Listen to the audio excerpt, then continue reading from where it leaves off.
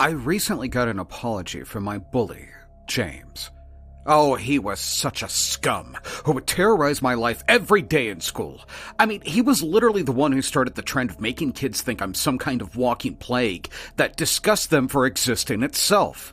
But the kicker of his bullying was the fact that he was a poet, and by that he would make poems that sound like an actual apology, and then it would turn it into a deception which would justify his actions as if I'm the bad one.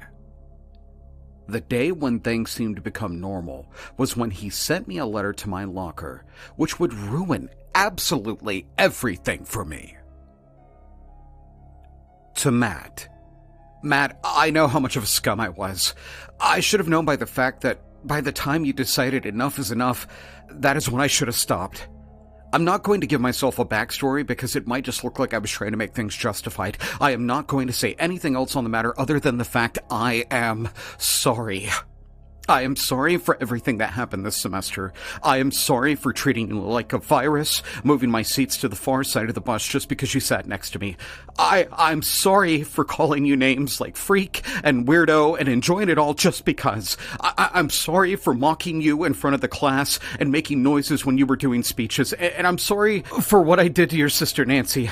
How's she doing? Can she walk now? If she can walk, tell her I'm sorry. I'm sorry for making life a living hell for your family.